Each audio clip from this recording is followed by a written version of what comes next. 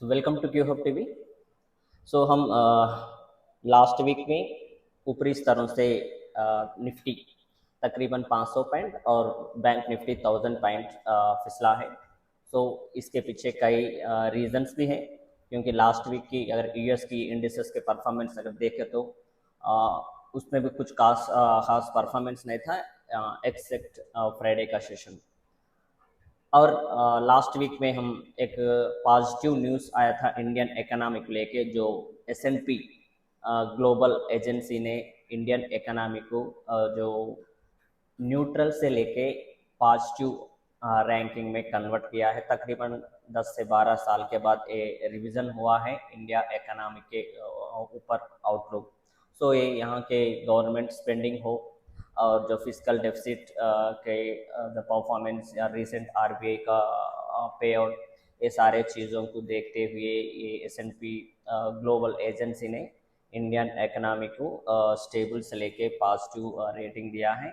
लेकिन कुछ 5 to 10-15 minutes में 10-15 मिनट्स में एक बाउंस देखे थे हम, जो रेटिंग ऑफिशियल रेटिंग तो आना है, जो न्यूज़ के बाद हम निफ्टी एंड बैंक निफ्टी में एक 10-15 मिनट्स पॉजिटिव रिएक्ट किया था, लेकिन कुछ ज़्यादा इसके ऊपर हम रिएक्ट नहीं हुए हैं लास्ट वीक में, क्योंकि हमको दबाव कई सारे चीज़ों से मिला था, क्योंकि एफआईएस की सेलिंग कंटिन्यू थी लास्ट वीक में भी।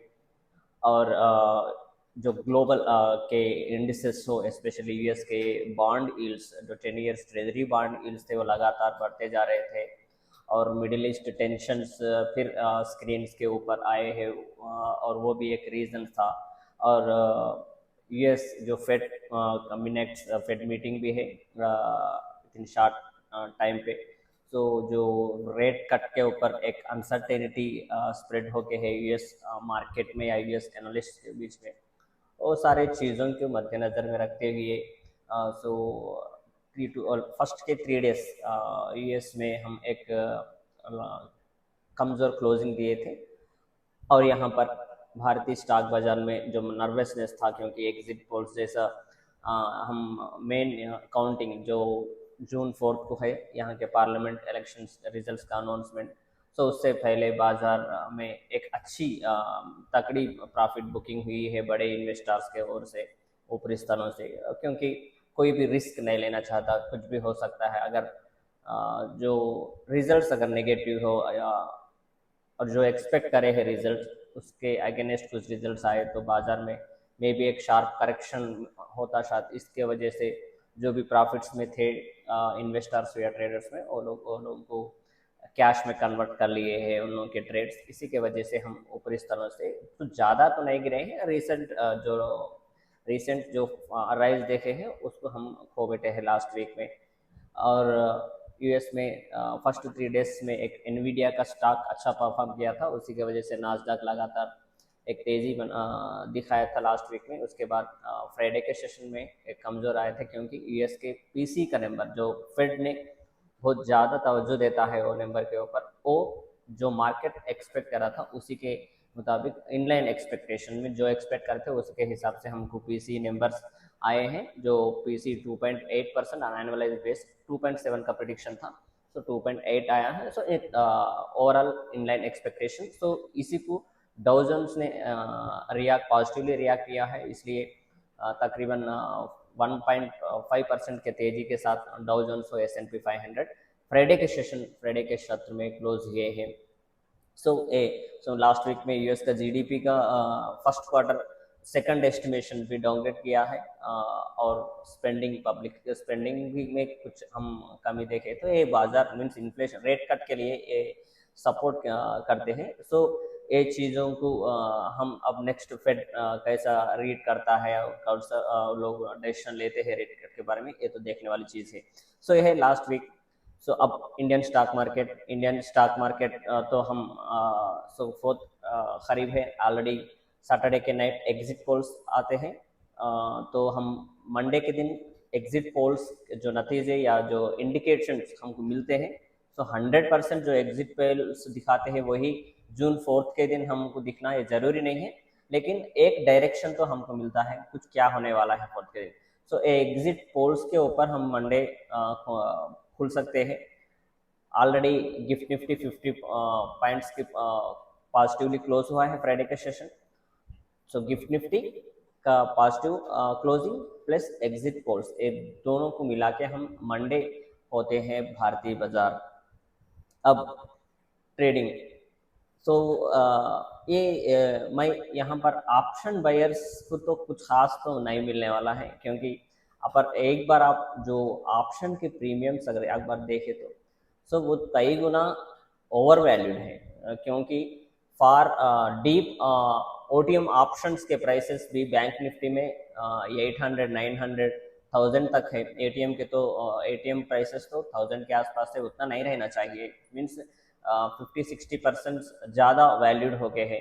तो ये तो कहीं ना कहीं ये मेल्ट होना ही है ऑप्शन प्रीमियम, क्योंकि ट्यूसडे के इवेंट के बाद एक शार्प डिक्लाइन देखते हैं हम ऑप्शन प्रीमियम्स में, क्योंकि आप फ्राइडे के दिन भी अगर ऑप्शंस के बिहेवियर देखें तो जैसा index morning specially morning session में निफ्टी या बैंक निफ्टी बढ़ते जा रहा था, लेकिन ऑप्शन प्रीमियम्स में मूवमेंट हम नहीं देखे हैं, क्योंकि ऑलरेडी कुछ ज़्यादा ही बढ़ के हैं प्रीमियम्स। तो मैं यहाँ पर नेक्ड ऑप्शन बायर्स कुछ संभल के रहना है, मंडे हो या ट्यूसडे हो।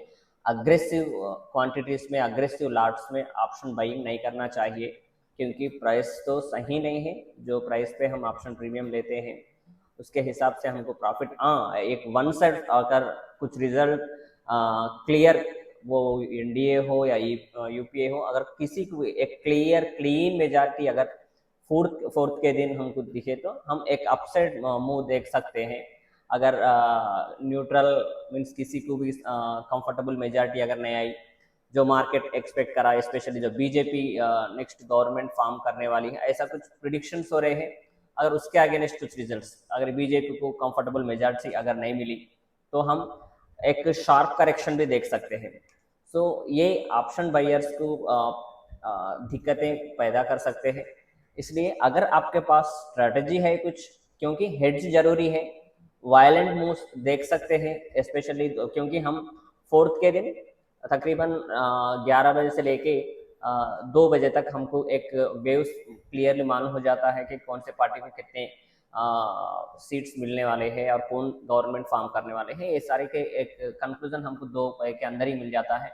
सो हमको वायलेंट मूव्स देख सकते हैं स्पेशली 11 से लेके 2:30 तक। सो यहाँ पर हम ऑप्शन बायर्स कुछ स्ट्रैटेजीज के साथ ट्रेड करना है, नेक्ड पोजीशंस क्रिएट मत करना है, सेलर्स हो या बायर्स।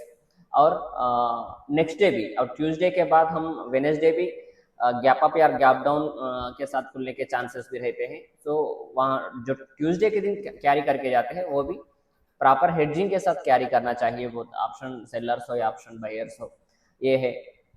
सो हम अगर बीजेपी क्लियर मेजॉरिटी के साथ जो हम 275 है पास फिगर, अगर लास्ट टाइम का 2019 303, अगर 303 के ऊपर अगर बीजेपी सीट्स कंफर्टेबल मेजॉरिटी 303 या 350 के बीच में अगर बीजेपी को मिलते हैं तो हम यहाँ से जो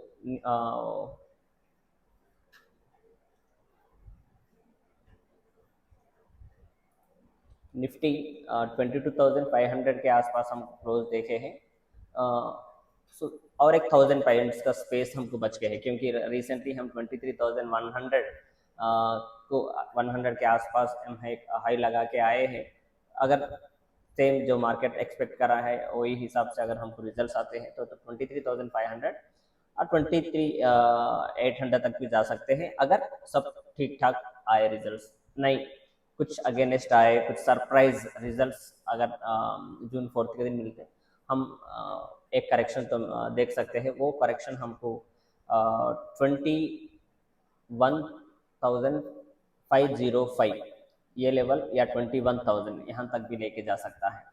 रेसिस्टेंस तो अब नेक्स्ट वीक के लिए सपोर्ट रेसिस्टेंस को कंसिडर ही नहीं करना है, क्योंकि इवेंट बड़ा है, वायलेंट मूव्स रहते हैं, तो सपोर्ट और रेसिस्टेंस दो काम के नहीं आते हैं, साइकोलॉजिकल लेवल से रहते हैं, लेकिन रिस्पेक्ट तो नहीं मिलता है। Violent move one side move रहता है, या अप साइड हो या डाउन साइड। बैंक निफ्टी तो हमको एक थर्सडे फ्राइडे सेशंस में एक स्टेबिलिटी देखे हैं जो एक्सपायरी के फॉल के बाद। तो बैंक निफ्टी भी अगर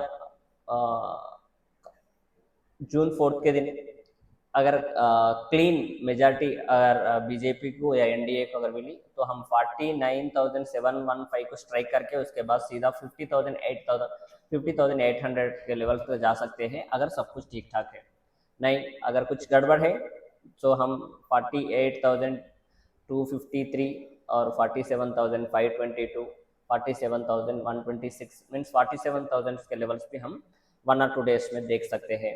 तो मैं यहाँ पर न्यू इन्वेस्टर हो या न्यू ट्रेडर्स ये स्पेशली जो मंडे और ट्यूसडे के लिए ट्यूसडे में ट्रेडिंग से थोड़ा दूर रहना ही बेहतर है क्योंकि ऑप्शन प्रीमियम्स ज़्यादा है और वॉलेटिलिटी इंडेक्स इंट्राडे हाई परसों 24.52 ये 30 के करीब भी जा सकता है। तो जब विक्स इंडिया विक्स अगर ज़्यादा जाते रहता है तो ऑप्शन प्रीमियम्स में भी वही सी वॉलेटिलिटी हमको देखते हैं। सो न्यू इन्वेस्टर्स और न्यू ट्रेडर्स के लिए यहाँ पर कुछ दिक्कत क्रिएट हो सकते हैं। सो बट ट्रेडर्स लेकिन हमको ट्रेडिंग कंपलसरी है 2 दिन में करना ज़रूरी नहीं है। हमको एक अच्छे मूव्स हमको ट्यूसडे के बाद भी मिल सकते हैं क्योंकि एक क्लीन डायरेक्शन मिलता है या क्लियर वेव दिखता है हमको मार्केट में, तो वहाँ पर हम पोजीशन बना के चल सकते हैं। और उसके बाद हमको बजट्स भी है, न्यू गवर्नमेंट आने के बाद फिर फ्रेश बजट रखते हैं, फुल बजट बोलते हैं उसको। सो उस तब भी हमको एक करेक्शन देख सकते हैं, तब भी एक मौका मिलता है मार्केट में एंट्री करने के लिए। सो ये वेट एंड वॉच का माहौल है। सो ये है नेक्स्ट वीक के लिए एनालिसिस। सो ट्रेडर्स, नए ट्रेडर्स और नए इन्वेस्टर्स जिसके पास ज़्यादा नॉलेज नहीं है मार्केट के बारे में, तो वो मार्केट से बाहर रहना बेहतर है कुछ दिनों के लिए। सो ये है नेक्स्ट वीक के एनालिसिस। Thank you.